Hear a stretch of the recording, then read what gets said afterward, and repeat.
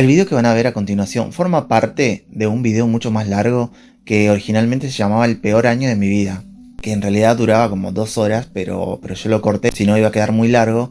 La parte 1 y la parte 2 están como resumidas en otro video que se llama Me operaron la cola. Lo que van a ver a continuación sería la tercera y la cuarta parte, ojalá que se entienda.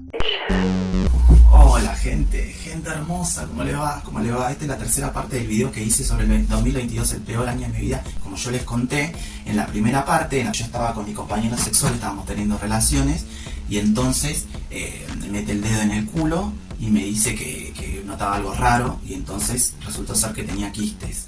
Yo voy a ver al proctólogo y me dice: mirá, tenés quistes, no te vas a morir, tenés cuidado. Yo estaba muy mal, y en un acto de desesperación yo le digo a mi amigo, por favor, yo no tenía ni un peso para comprarme ni una cremita, nada, porque yo había entrado en ataque de pánico. Le digo a mi compañero sexual de esa época, que era un amigo que conozco hace un montón de años, le digo, por favor, poneme ese Berrutofil que utilizaba para ponerse en las manos, para las verrugas, es como un ácido que te quema las verrugas. Estaba yo con las piernas así en la cama, así que eso lo hacía todos los días, y yo decía, no importa que el dolor que yo sentía, literal estaba tumbado en la cama con las piernas como para arriba, y me ponía eso, era un frasquito, era un ácido que vos te lo ponías, con lo que yo sufría. Literal sufría demasiado, era como que yo sufría demasiado. El doctor me dijo que eran quistes, que eran como los quistes que le salen a las mujeres, como quistes vaginales, como que son pelotitas de agua. Entonces yo estaba en un acto de desesperación, yo le había dicho a mi amigo, por favor me ponga eso. Mi amigo, después de decirme 50 veces que no, yo le dije, por favor amigo, por favor, hazme el favor, hazme la segunda. Así que mi amigo me hizo la segunda, hasta que bueno, fui a ver al proctólogo, me dijo, sí, mira, te hacemos la operación. Yo llego de las vacaciones de mi trabajo. Paralelamente a lo que pasaba esto, mi mamá me había caído a mi casa a visitarme porque había muerto mi tercer hermano. Mi hermano había muerto en la última semana de diciembre del 2021, y mi mamá había ido de Salta hacia Caleta Olivia, y de Caleta Olivia iba a venir a Rosario, y de aquí se iba a ir a acompañar a mis abuelos a La Rioja, porque era de donde La Rioja era mi hermano el que había fallecido. Yo ya había salido de la operación, estaba muy contento porque había sentido un alivio terrible, habían quedado atrás los días de mucho dolor. Lo positivo que saco de esto es que aprendí a conocer mi cuerpo, aprendí a relajarme, porque no es como vos querés todo ya, vos te encontrás algo, algún bulto, algo, vos querés ya ir a la guardia del médico, que todo el planeta se paralice y que toda la atención esté centrada en vos. Y no va a pasar, mucho menos en el sistema médico de Argentina, menos en el sistema público, mucho menos en las obras sociales, que son terribles. Bueno, yo tuve la fortuna de haber conocido a este doctor, Pablo Trujo, que me trató muy bien y me operó muy bien, y me llevó tranquilidad a mi vida, y me llevó solución a mi vida. Yo voy a tirar los resultados de la biopsia y salieron de que no tenía cáncer.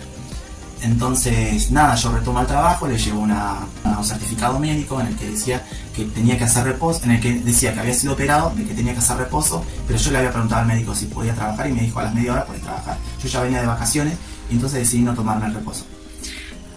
Lo cual estuvo mal, gente. Hay que hacer reposo, la salud es importante. A mí me operan el lunes 31 de enero de 2022, a mí me operan. El día jueves yo salgo de trabajar a las 6 de la mañana, yo vuelvo de trabajar, como les conté, yo estaba haciendo trabajo liviano, un día normal, vengo escuchando música electrónica, entro a mi casa, abro la puerta, en una planta baja, una planta alta, meto mi bici en la planta baja. Subo las escaleras y cuando veo toda mi casa desvalijada, todo dado vuelta. Yo en un momento pensé que estaba durmiendo, porque a mí me ha pasado que yo tengo sueños lúcidos, que como que sueño de cosas que están pasando y que al final no pasan. O sea, lo primero que yo atino a hacer es a entrar en un estado de desesperación, y veo que toda mi casa había sido revuelta. Primero pienso que no, esto es una pesadilla, y lo primero que hago atino es decir, no, esto no está pasando. ¿Por qué? ¿Qué es lo que pasaba? Que yo el día anterior no había dormido bien y estaba medio con mucho sueño. Vos cuando salís de trabajar, cuando vos trabajás de la noche, de la madrugada, solés tener mucho sueño a la mañana. Te levantás y venís con ganas primero de comer un montón, y segundo de irte a dormir y dormir un montón. Imagínense, gente, yo había visto mi casa con tanto esfuerzo, que había comprado todas mis cosas, todo. Me habían desvalijado todo, se habían llevado un televisor de 50 pulgadas, se habían llevado un teléfono nuevo que yo había guardado y que yo había comprado especialmente para empezar a hacer videos, quiero un teléfono nuevo. Yo al trabajo llevaba un teléfono viejito y se habían llevado otras cosas de valor que nada, me habían revuelto todo, gente. Me habían revuelto todo. Cuando yo ingresé a mi casa y vi toda mi casa desvalijada, lo primero que atiné a pensar fue los $1000 que yo tenía. Yo tenía $1300. Y yo dije, ya está, ya los perdí. Porque yo tenía mis cositas de valor que para mí eran de valor, pero lo más importante que yo tenía eran los $1300 que había podido juntar vendiendo la moto Honda Wave. Y lo primero que atino a ver es ver toda mi ropa desparramada, toda mi vajilla, todo que habían, como que esperaban ver alguna plata en alguna vajilla, en algún jarro, en algún vaso escondido. Me desvalijaron todo. Y entonces agarraron todos mis libros, como que tiraron todo, y entonces estaban todos mis libros como desparramados, tirados. Entonces yo atino a ver mi código civil y digo, no, ya está, acá se terminó todo, acá se terminó todo, porque mi único esfuerzo de tantos años, mis ahorros de tanto esfuerzo y tantos años que yo había dejado de ir con amigos a comer, que yo había dejado de invitar amigos que me habían invitado a mí, ya está, acá está, en un ratito se llevaron todo mi esfuerzo. Veo que estaba mi código civil, estaba así todas las páginas desparramadas, y veo todos mis otros libros. Entonces yo atino, agarro mi código civil, lo junto de vuelta y lo veo, y estaban los $1000. No me importa más nada. Yo dije, ya está, no me importa más nada, no me importa más nada. Y como que fue un alivio, que acá se sigue, porque si hay algo que yo aprendí de mi vieja, es que acá se sigue, no importa nada, acá se sigue. Así que nada, el problema que yo había tenido fue que yo cometí el error de haberle avisado a unos vecinos que, bueno, yo tenía una Honda Wave negra que yo había comprado en la época de la pandemia. Yo había dejado de trabajar y la poca plata que me entraba por el ATP del gobierno era que yo la ahorraba para comprar una moto, porque yo pensé que me iban a echar del trabajo. Entonces yo dije, bueno, estamos en pandemia, otra empresa no me va a contratar, yo tengo que hacer delivery, que es lo que necesito, una moto.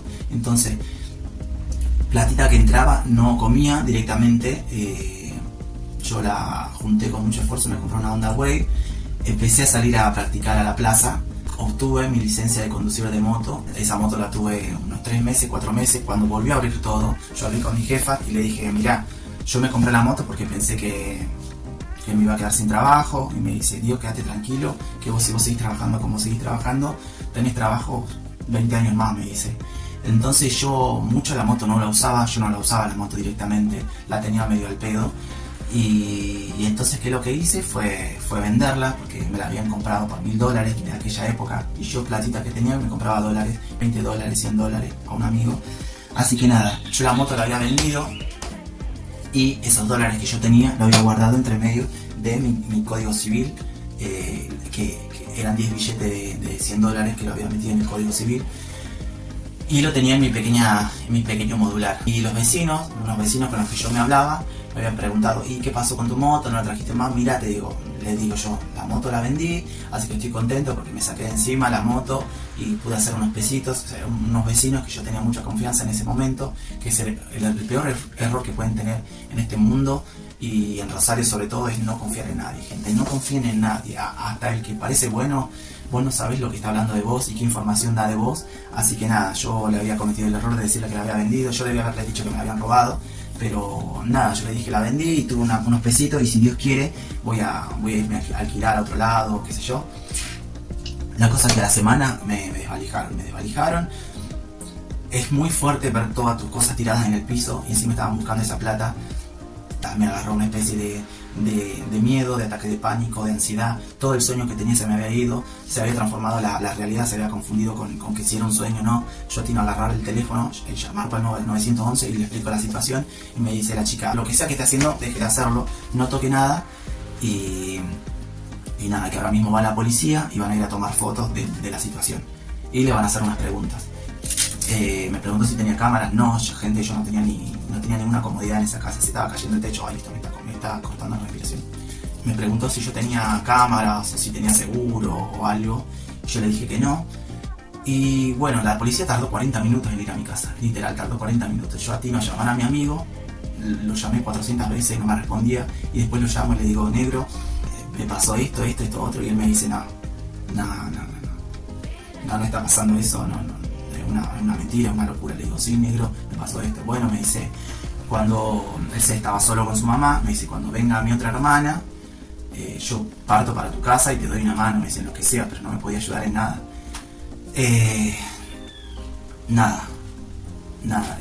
Mi amigo llegó al mediodía, todo esto sin dormir. La policía llega, me pregunta si podía pasar, yo le digo pasen, habían tomado fotos, me habían tomado datos, y agarra el policía después de tomar fotos y me dice, no podemos hacer nada, me dice, porque no sabemos quién es, no podemos meternos a casa de un desconocido. Entonces los vecinos, al ver la policía afuera, me dicen, ¿qué pasó? Le digo, me desvalijaron, si ustedes no vieron nada. Yo yendo a la casa de un vecino, mirá, un vecino que era un gordo, le digo, gordo, ¿no viste nada? Me dijo, sí, anoche escuché unos tipos, me dice, te juro, me dice gordo, me dice, te juro que ayer unos tipos vinieron a tocarme la puerta, a pedirme hielo, eran las 12 de la noche, me dice, yo los saqué corriendo, me dice, eran 3 tipos, había uno súper alto, y me dicen, seguramente fue ese el que tiene la maña de meterse a las casas, o sea, van por las casas, tocando las casas, pidiendo ayuda o pidiendo cosas, o si te conocen te piden hielo. Me vas a pedir hielo a mí a las 12 de la noche, un lunes, en Rosario.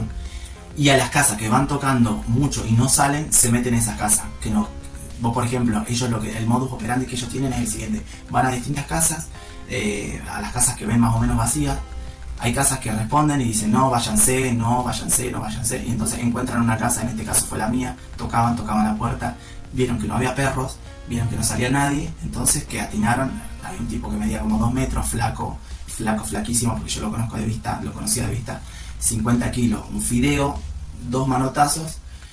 Entró a mi casa, entraron, revisaron todo, buscaban la plata que seguramente algún vecino le debe haber dicho, porque ahí se corría seguramente la ola.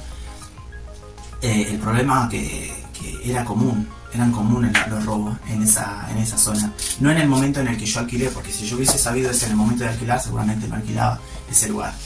Así que nada, eso fue.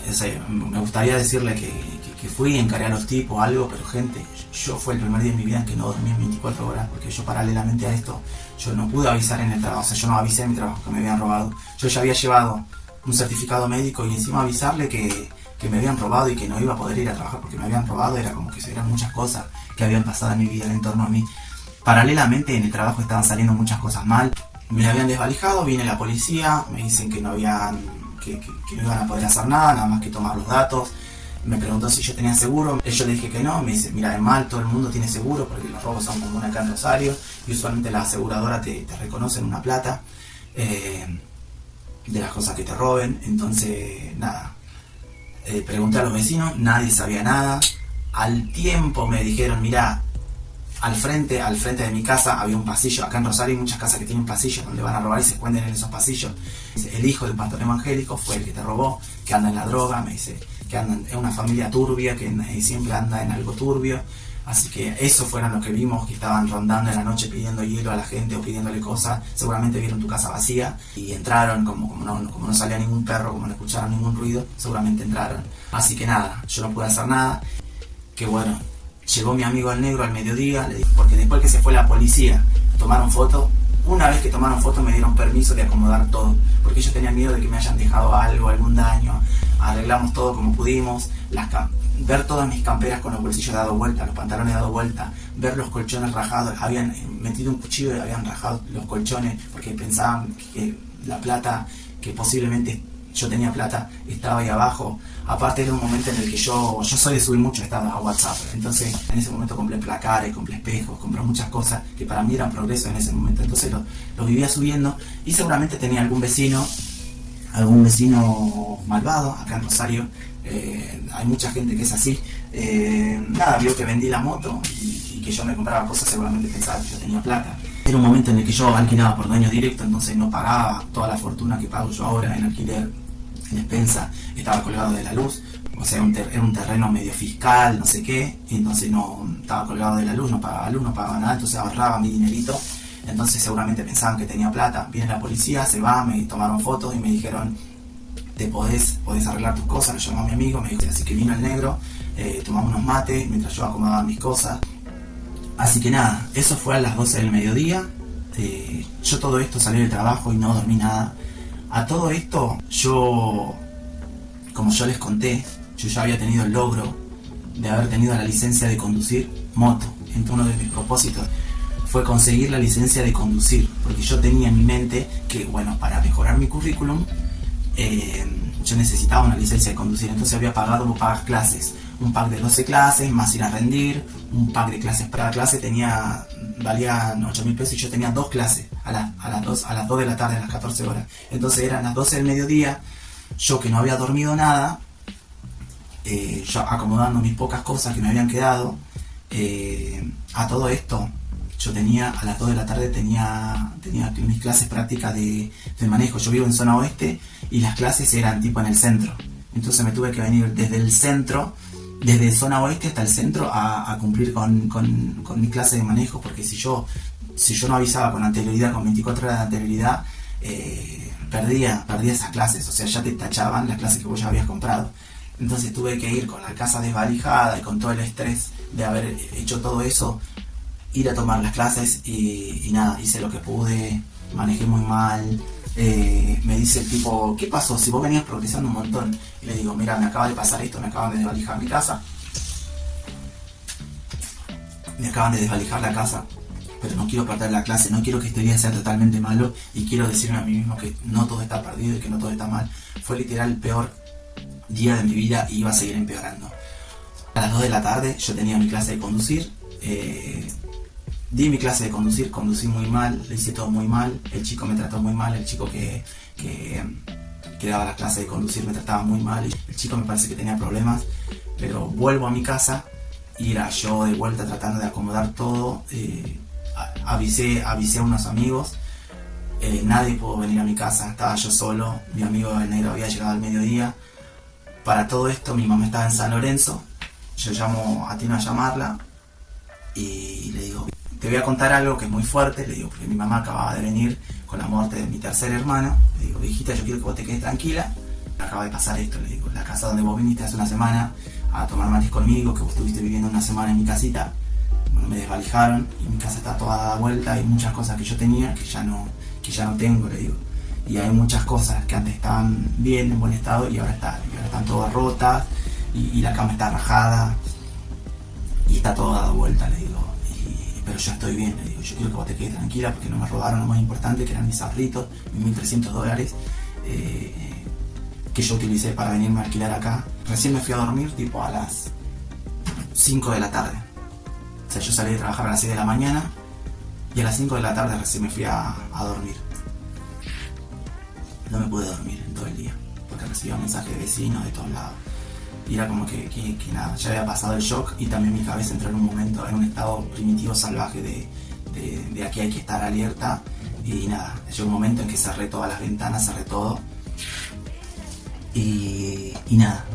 Y hay algo raro que pasó, que fue que yo durante muchos meses y muchos años, había mucha gente que se reunía. Es común en los barrios de Rosario, en las villas, que yo ya conté en un video, que hay algo que no me gusta, que los chicos suelen juntarse como en grupito en las esquinas, en los pasillos, en los kiosquitos, de a 5 tipos, se juntan, se ponen a fumar. Hay mucho ocio, hay mucha desesperación, hay mucha gente que se junta a fumar y que le gusta esa vida. Y hay gente que se pasa días enteros. Y entonces yo, durante todo ese tiempo que yo viví en esa casa, era que yo me iba a trabajar y veía gente que veía que yo me iba a trabajar y ellos estaban fumando y veían que mi casa estaba desalojada, que en mi casa no había nadie, que yo era un puto solo, y era como que era cuestión de tiempo. Entonces yo le había dado una llave a mi amigo, al negro, para que venga. Él se venía en remis, revisaba se venía a veces a las 2, 3 de la mañana, revisaba mi casa y se volvía a ir para chequear que esté todo bien. Es muy común en la zona oeste de Rosario y ver muchas casas miserias, muchas villas miserias. Y vos ves mucha gente, muchos chicos, muy jóvenes y no tan jóvenes, que son las 11 de la mañana, 3 de la tarde, y están fumando y la policía no pasa. Y entonces vos estás ahí, vos quizás vas a esperar el colectivo y capaz que no te hace nada, pero ves a 5 tipos que están al frente, cruzando al frente de la calle, reunidos mirándote, pero con una cara toda con la cara tatuajada, todo fumando orégano. Y están viendo los movimientos que vos haces. Y literal, vivir solo en Rosario es muy jodido y es muy complicado. Y era cuestión de tiempo que en cualquier momento me iban a robar. Pero literal yo no estaba preparado, porque justo esa semana me habían operado. Y bueno, esto lo de la desvalijada pasó un jueves.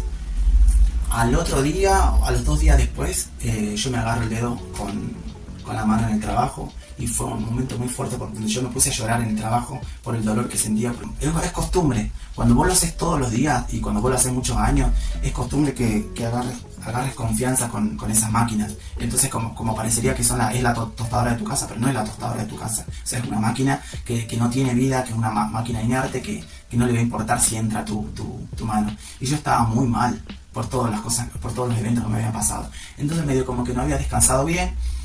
Meto la mano en un momento que se cae un rollito y que iba a alterar todo el proceso. Entonces yo ya era costumbre que vos metías la mano y la sacabas a tiempo. En un momento no entró a tiempo y me quedó la mitad del dedo adentro. El dolor que sentís es como que si, no sé, es un dolor muy fuerte, pero no es un dolor que, como que no es una máquina cortadora, es una máquina que tiene lona.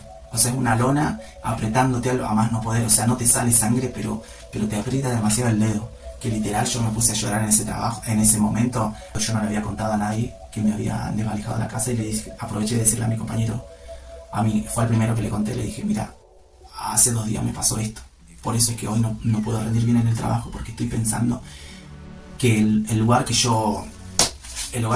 era mi hogar, que había sido mi hogar por 3 años, mi casa que yo había tenido por dueño directo, en la que no pagaba en inmobiliaria, en la que estaba colgado de la luz que yo podía ahorrar, el primer momento en el que yo podía estar solo, en el primer momento en el que estaba mi mamá viéndome con mis cositas compradas por mí, ese hogar que había sido mío y que era mi lugar seguro en el mundo, ese lugar que era el lugar donde yo me sentía seguro de la hostilidad del mundo caótico, ese lugar que había sido mi lugar seguro por tantos años, había dejado de ser un lugar seguro para mí, y yo ya no me sentía seguro en mi casa, y yo ya no podía dormir, y durante muchos meses yo no dormí, yo no descansé, yo estaba paranoico, sentía que me iban a robar en cualquier momento, y yo tenía estrés postraumático, y yo no podía comer, y el lugar que había sido seguro tantos años para mí, el lugar que había sido mío, el lugar que yo había recibido esa casa toda destruida, que yo había invertido mucha plata pagando electricista para que la acomoden, comprando mucha pintura para pintarla, habiendo instalado un aire acondicionado, con tanto esfuerzo me había comprado un aire acondicionado, que yo había comprado un modular después de haber tenido el quilombo con Musimundo. Ese lugar que yo tenía proyectos para hacer un pequeño gimnasio ahí abajo para mí solo, ese lugar que yo lo había considerado mío, había dejado de ser mío, y ese lugar seguro en el mundo, que me protegía de la hostilidad del afuera, había dejado de ser. Y yo me sentía mal en mi trabajo, y yo me sentía inseguro afuera, y yo me sentía ahora inseguro en mi casa. Y realmente estaba desolado, porque paralelamente a esto mi mamá estaba viviendo su duelo por su tercer hijo, y ella estaba viviendo en San Lorenzo, había vivido 2 semanas más o menos, 2 semanas en San Lorenzo, y de ahí se fue a visitar a otra amiga en Puerto San Martín, y se quedó viviendo un par de meses en una amiga, porque ella ya necesitaba vivir un duelo en otro lado, que no sea conmigo. Y realmente todo se puso cuesta abajo. Lo único que me salvó a mí fue mi trabajo y mi mamá y mis amigos, que en ese momento yo tenía esos amigos que me daban fuerza para seguir adelante. Así que nada, después de eso yo lo que hice fue esperar unos meses, irme de ese lugar, agarrar todos los muebles que me habían quedado, llevarlos a un depósito que tiene mi mejor amigo negro, irme de esa casa, irme a una pensión. Yo con 32 años, yendo a una pensión con pibitos de 18, 19 años que recién arrancaban la vida. Lo que hice fue llevar todos mis muebles a la casa de un amigo, le pedí permiso a su mamá, así que eso hice. Después que me desvalijaron estuve ahí unos meses, en el medio conocí a mi perro, por accidente, el que iba a ser mi perro, Jalif. Así que eso será tema para otro video, para una cuarta parte. El hogar que yo tanto me había costado construir, en el que habían pasado muchas cosas, había dejado de ser mío. Entonces me tuve que ir de esa casa y no pude seguir disfrutando de mi mamá, porque ella ya no podía venir a mi casa porque estaba toda destruida, estaba toda venida abajo. Estamos en Día de Edad, que estos son matecitos con Diego. Son videos que hago de humor, con mucho amor y con mucha pobreza, como pueden ver en el setup del video. Esta es mi plantita, como amo mi plantita. Bueno, esta es la cuarta parte de 2022, el peor año de mi vida, y realmente esto me está ahorcando. Un poco me gusta, debo admitir. Hay algo que me gusta cuando estoy con tipos, es que, nada, que me dominen. Que me agarren del cuello y si me pueden golpear, que me golpeen, que me dominen, porque yo soy su mujer. Ya a este punto quiero decirles que mi casa, después que me desvalijaron, después que me operaron de los quistes, después que mi mamá me vino a visitar una semana y que tenía a mi hermano, que ya había fallecido, fue realmente un año muy raro, porque yo veía todo, lo veía como que todo eso pasó en el lapso de 2 meses, y fue como que fue algo muy surreal, fue algo muy loco. A este punto, mi casa ya era una decisión que yo ya había tomado, que esa casa, yo tenía que abandonar esa casa, y a mí lo que me mantenía en pie, con la esperanza, era la esperanza de que en algún momento yo me iba a ir. Yo ya le había dado la firma definitiva a esa casa, que yo ya no iba a vivir nunca más ahí. Era cuestión de tiempo, era cuestión de organizarme. Yo tenía que organizarme cómo iba a hacer para llevarme. Yo le había pedido permiso a la mamá de mi amigo, llevar todas mis cosas a tu casa, porque yo ya no puedo vivir más en mi casa, no puedo estar más ahí, y yo necesito guardar todas mis cosas, porque mi amigo le había contado que me habían desvalijado, y la señora se solidarizó conmigo, empatizó conmigo, no me cobró nada, y utilicé una de sus... En el fondo ella tiene como un galpón, ahí pusimos todas mis cosas, mi heladera, mi aire acondicionado, mi cama, mi somier, mis cositas, mi garrafa. Yo tenía un montón de cositas modulares, todo lo que era mío ya había dejado de ser mío, y fue muy fuerte llevar todas mis cosas, toda mi historia en un flete. Pero paralelamente a eso, en el medio de todo esto, porque desde el día que me desvalijaron hasta el día que me fui a una pensión, pero llevé todas mis cosas a la casa de un amigo, en el medio hubo un intervalo de 3 meses que en un momento yo me había ido con mi amigo, había ido a la casa de un amigo a hacer una venta, porque yo vendía muchas cositas para el marketplace. En un momento veo un perrito en la calle, que era un cachorro color roble, con el pelo. El perro tenía todo sucio con barro y tenía la panza inflada. Yo dije, ay, qué perro raro, porque era un perro todo huesudo, pero en la parte de la panza estaba como inflado. Digo, debe haber comido mucho. Yo a todo perro que yo veo en la calle, perro y gato, bien en el estado que estén, yo los agarro, y yo a todo perro que veo es como que los quiero morder, y extiendo la mano, me da la mano, me la envía, yo lo agarro, le hago un cariñito y seguimos charlando con el negro. Digo, negro, no sé qué hacer. Y encima yo estaba re paranoico porque no sabía qué vecino era que me había mandado a la orden, a el que había soltado la información de que yo vivía solo, de que era un troll inofensivo, y de que encima vivía trabajando y que tenía algunos ahorritos y algunas cosas. Entonces tenía miedo de que vuelva a pasar, porque vos pensás eso, porque no es que cambiaba una situación. Hay algo que había pasado con mis vecinos, era de que de pasar a reunirse a tomar todos los días y a fumar todos los días por 3 meses, después de que me desvalijaron a mí por 3 meses, no hubo nadie, ninguna vereda, nada. Eso me re llamó la atención, porque era obvio de que había sido algún vecino. Y nada, ya la vida le hará pagar a ellos lo suyo, porque de pasar a estar todos los días con un parlantito, escuchando cumbia villera, y consumiendo vino en cartón con una botella cortada de plástico, y de pasar a fumar orégano, a estar todo el día así, mirando quién pasa y quién no pasa, y vendiendo cosas, vendiendo estupefacientes, porque eran soldaditos, de pasar en todas las pasillos y en todas las esquinas, y yo cuando iba a trabajar todos los días, era como que ellos me veían que yo me iba, porque estaban literal, gente, se levantaban a las 12 del mediodía, yo me levantaba a las 12 del mediodía porque salía de trabajar a las 6 de la mañana, me iba a dormir, y a las 12 del mediodía me levantaba y ya estaban ellos. Y yo me iba a trabajar a las 9 de la noche, porque entraba a las 10 de la noche, yo trabajo de 10 de la noche a 6 de la mañana, y ya estaban ellos, siempre. Pero a veces estaban lo mismo siempre, y a veces hacían cambio de turno, cambio de personal. La cosa es que de pasar a estar todos los días al pedo, no había un alma. Eso por 3 meses, después fue el doble. Después que pasó en 3 meses que ellos dijeron, bueno, acá este puto está re solo y nadie va a hacer justicia.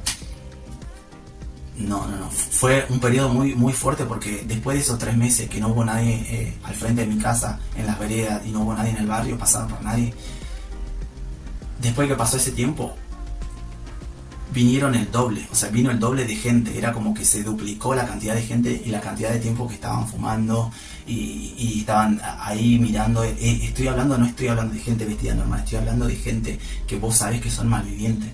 Ustedes me entienden, no estoy ni estigmatizando a nadie. Nadie que trabaje, que tenga una vida de buen vecino, está todo el día consumiendo bebidas de vino y consumiendo porrones, ni fumando orégano. Nadie. Todo. Vos podés hacerlo 3 veces por semana, te lo comprendo, pero todos los días de sol a sol, incluso de madrugada se escuchaba. Por 3 meses no lo hicieron. Después que pasó esos 3 meses, se duplicó la cantidad de gente que lo hacía. Paralelamente a esto, yo le había dado una llave a mi amigo negro. Le digo: negro, por favor, ahora que me desvalijaron, le digo, necesito que todas las veces que yo vaya a trabajar, cuando vos puedas, date una vuelta por mi casa. Así que mi amigo me hizo la segunda y yo le di la llave de mi casa. Él se venía en remis, entraba a mi casa, veía que no había nadie y se iba, como para que la gente vea que haya movimiento. Y nada, eso pasó hasta que yo ya iba planificando cómo iba a hacer para desinstalar el aire acondicionado, llevar todas mis cosas. Todo esto en un contexto de que, mi mamá estaba en Puerto San Martín con sus amigas, ya ella estaba planificando irse a La Rioja, que era donde tenía que ir a visitar a mis abuelos, a sus papás, que eran los que habían criado a mi hermano que se había fallecido. Ella estaba pasando por otros procesos.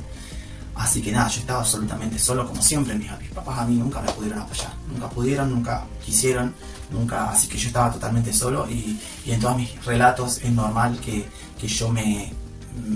quienes me hayan ayudado fueron amigos. Paralelamente a eso, yo me había enamorado profundamente de un perrito que yo había encontrado, como les iba contando recién. Yo había terminado de hacer una venta por Marketplace de una playerita negra, que era hermosa esa bici, y la tuve que vender porque dije en cualquier momento me roban la bici, pero se salvó la bicicletita. Entonces la vendí en el momento que yo voy caminando, porque yo me había ido en bici a venderla y volví caminando. Me vengo con un amigo, en ese momento me encuentro un perro que estaba todo inflado. Le hago una caricia y sigo yo charlando. Hicimos como para atrás, 3 cuadras para atrás. Le digo: che, había un perro que me estaba siguiendo. Y ahí fue cuando realmente capté. Le digo: che, este perro me está siguiendo.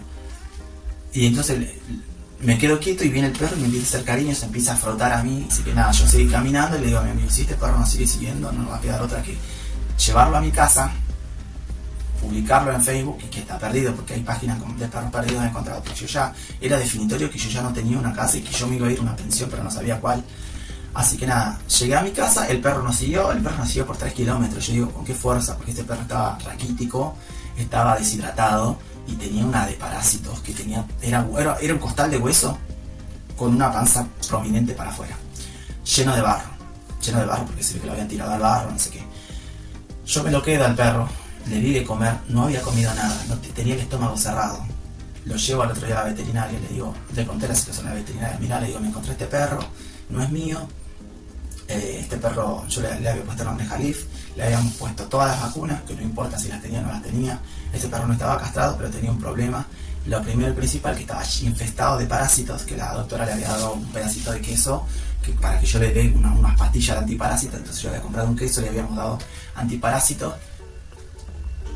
Después que largó los parásitos en la materia fecal o en vómito, no me acuerdo, ese perro parecía una supermodelo, era anorexia pura. Así que comencé yo, me compré 3 packs de huevos revueltos y le daba solamente huevos revueltos sin sal y alimento. Yo no soy muy partidario del alimento, pero en ese momento no tenía un mango. Yo estaba en un momento que solamente comía frutas y huevo hervido, entonces yo le hacía un huevo revuelto al gordito, le hacía mucho huevo revuelto, le llenaba de huevos revueltos y le llenaba de alimento. ¿Cómo lo levanté al perro? Dice, paralelamente, él comía la comida que yo hacía, salíamos al parque. Ese perro a mí me salvó, porque yo estaba en un momento psicológico que ya mis amistades ya estaban cansados de mí, porque yo les recarcomía la cabeza todo y yo quería tirarme en la cama, y ese perro era como que me hablaba con su forma para decirme que vamos a salir al parque. Y literal, yo venía del trabajo a las 6 de la mañana, salí al parque con el perro ese, que teníamos una placita hermosa a 2 cuadras, y ese perro era como que se recorría, tenía una energía, que ese perro a mí me salvó. Ese perro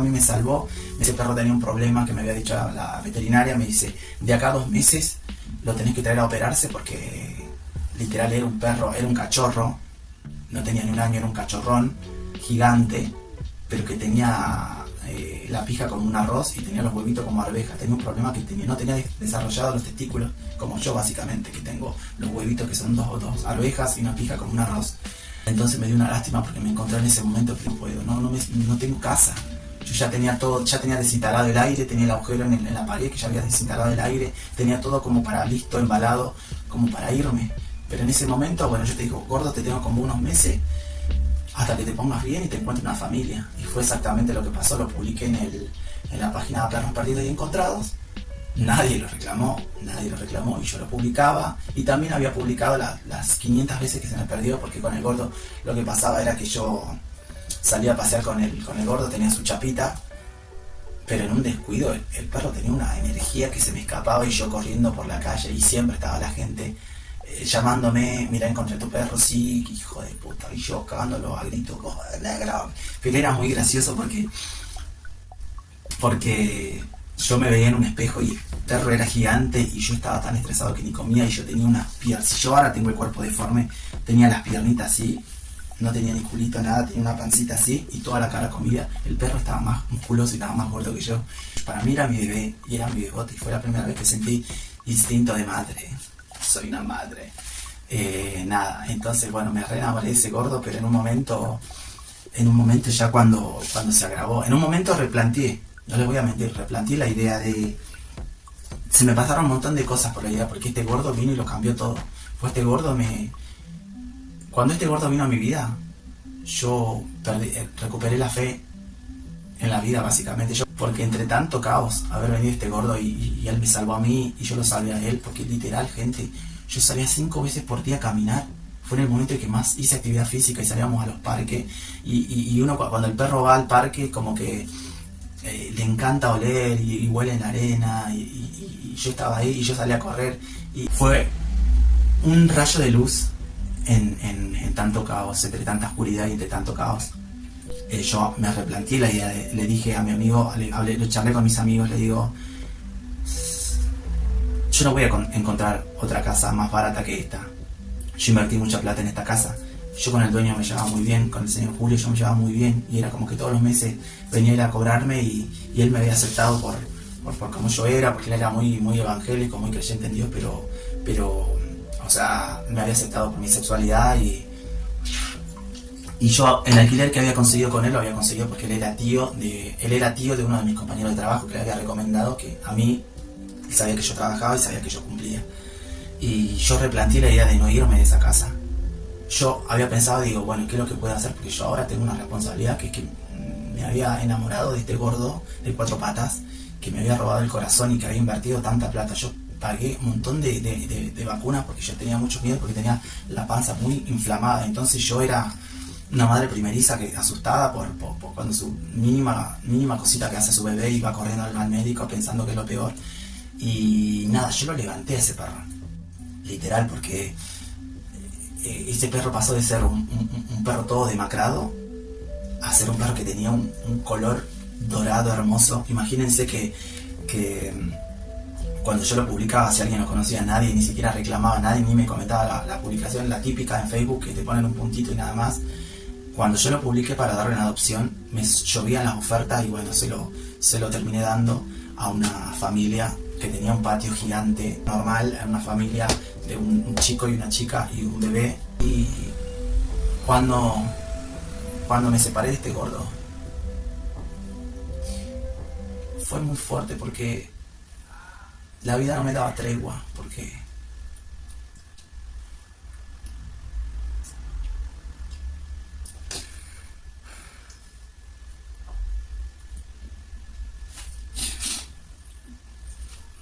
yo no pude ir a despedirlo.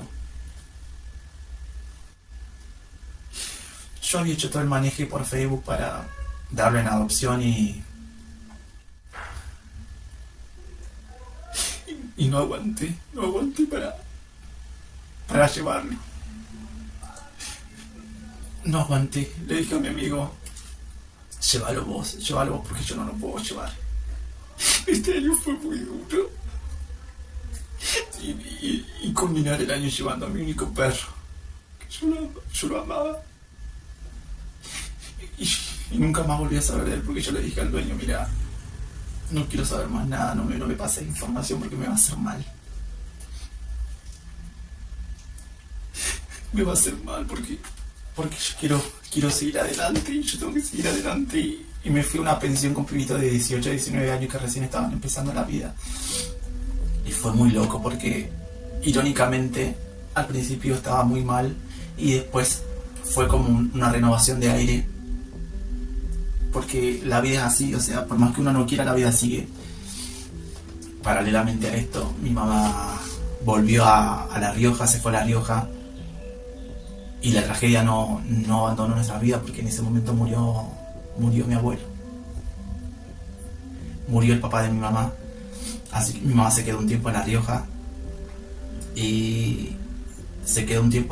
y yo perdí comunicación con ella durante un tiempo porque ella estaba pasando por un montón de cosas también.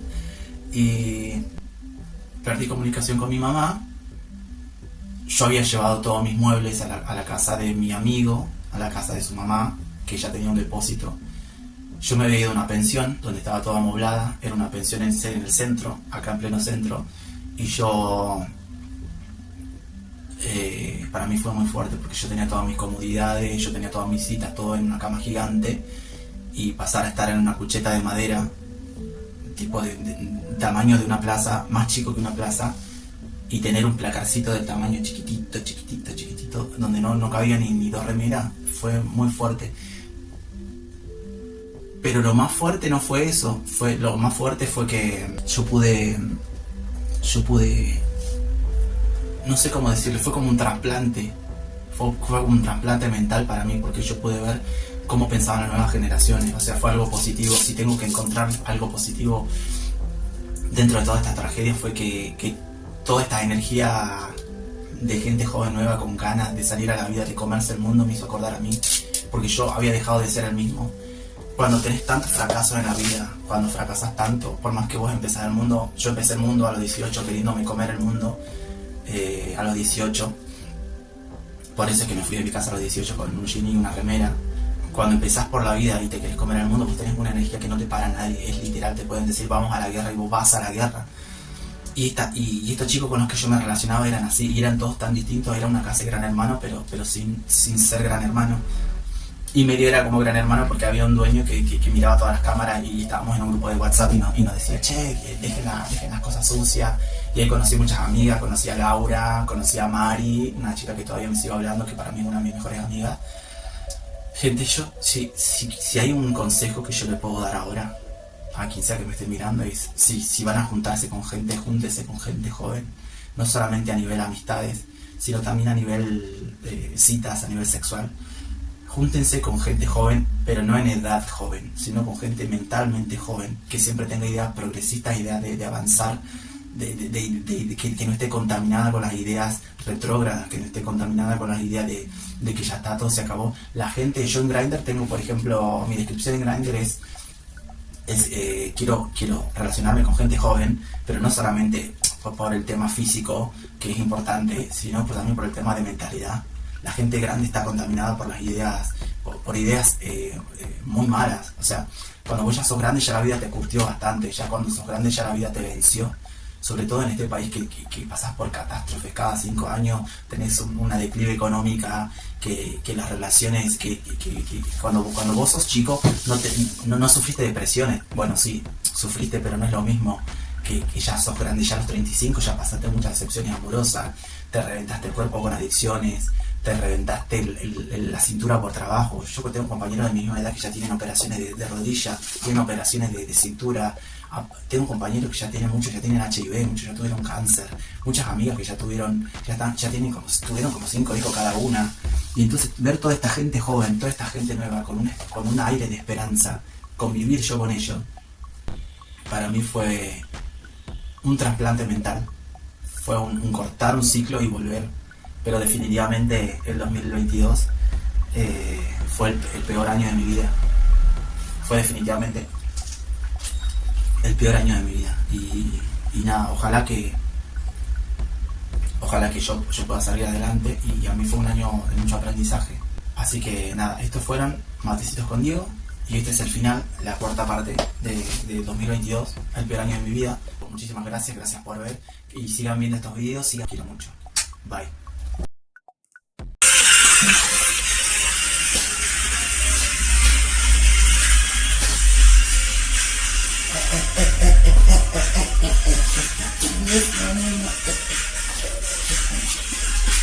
I need your help. It's the telephone and mail. I need a master. You're not a master. This is a disaster. I should have left my phone. How could this is a disaster?